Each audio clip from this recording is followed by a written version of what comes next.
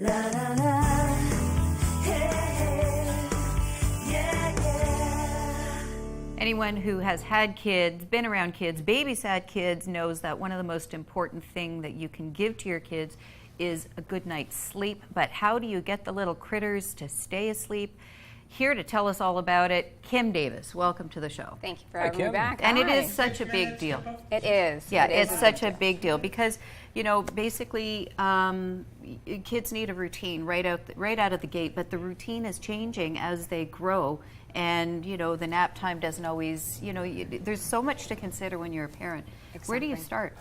Well, with the families that I work with, usually it starts around 4 months or so. That's when the circadian rhythms start to all come into play, and their night and their daytime start to settle down. So you can start getting them on a schedule, basically. So that's when I basically start with the families. So trying to develop their naps, build that wonderful sleep foundation right from the get-go. That's what you want to do. So, but then things get all awry, perhaps, or all hectic, berserk in the summer months because there's do. things such as camps and That's just right. And the days are longer and the kids That's are right. So it's harder very to get to bed at challenging. 7 o'clock. Right. So, you know, in our family, we used to say, the sun's gone to sleep, so now it's time to go to sleep. But in the summer months, my children are like, wait a second, Mom, that sun's not 10 o'clock gone at to night." bed yet, right? So it is very challenging. But, you know, some things that you can do to help them get through that is to have the darkening blinds, Yes. you know, a white noise machine if there's something, you know, loud partying going on outside, neighbors Or are getting a little downstairs. carried Yep. or downstairs, Yeah. exactly.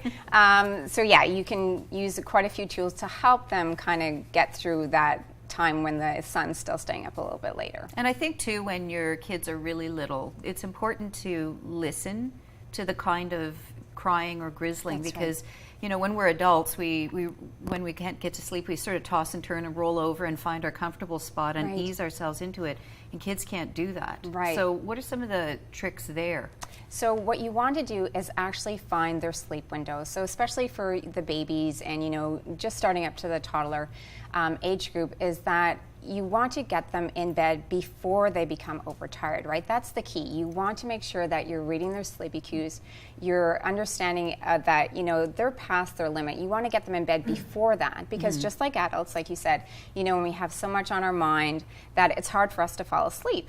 So if you have that nice relaxing sleep routine beforehand for them, implement that, it's easier for them to fall asleep and stay asleep, right? So that's the key. So what do you do then if you are taking a trip? Say you have a 4-year-old and we're going to Europe for a couple of weeks. That's challenging, right, when there's time zones involved. So Leave them with the grandparents? I that's true, you suppose. could do that. Yeah. If grandparents are on board with that, you could do that. But a lot of the times when you are traveling, you know, you want to do your research as well, right? So trying to book those flights where it's not going to be that overnight flight. You want to keep them well rested. In the airport, you know, you can have your stroller that lays back, trying to get those naps in, being realistic, right? You know, Yeah. sometimes you just can't. But once you get to your destination, then you're trying to start implementing that routine all over again. But with the time zone, sometimes it's very challenging, Sure. right? So they say, you know, it's an hour recuperation time for every hour that you're away. So it's challenging, especially when you come back Right. and then you have to start that routine all over again. So then, of course, the other thing is summer camp. And Yes. for a lot of kids, you know, you're going away for a week or 2 Right. weeks, and there's some fantastic camps Yes. around the Ottawa area.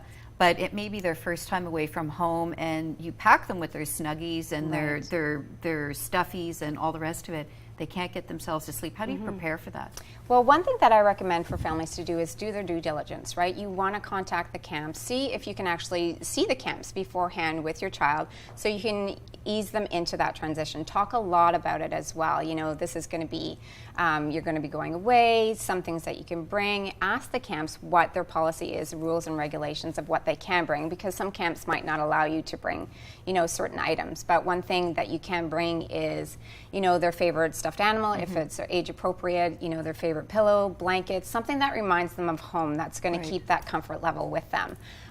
Make sure that you're asking what kind of accommodations there are. If it's a bunking, you know, with a kind of like you know, for if there's a lot of people sleeping Right, at, if they've at the same never time. slept in a room with a Right, bunch of you other know, people. they're used to being on their own, so that's going to be a big change for them as well. So you want to ask a lot of questions so you have the answers for your child when they ask. And they are going to ask, right, Yeah. what it's going to be like. So I'm not a parent, and this is one of the reasons why I'm guessing, because it sounds like a lot of work, number one. It is. I have a plant, and he sleeps well. Awesome. His name is Schmidt, by the way. So, but you have workshops. I mean, this is a serious thing. It is. You know, obviously baby fatigue and parent fatigue Very- because of yeah. a result It is. of it. Sleep That's a thing. deprivation affects everyone in the family, not just the child. So if you don't sleep, So the workshops? yes, we do have workshops. Fantastic. We have quite a few workshops in the works right now. Happiest Baby on the Block is something that I'm preparing for the fall. So that's the age groups for newborn until about 4 months old. And then we can do some sleep consulting after that. That's very cool. Yeah, Yeah. it's exciting. I love what I do. Well, I you love know, what I as do. we were saying earlier, I think it's critically important that parents understand these things, and you're a happier parent, Right. and you may be sleep deprived, but you have tools in the tool chest for actually being able to handle those really cranky baby times. That's right. They And will happen whether They you want will, them to or yes. not. You know, we're being realistic. You know, everybody needs sleep, right? It's Yep, the foundation of everything. So. Yeah. Kim Davis, certified pediatric sleep consultant, babesandbeyond.com is the website. That's Thank it. you very much for Thank being on you. the Thank show. you for That's a having me. helpful tip.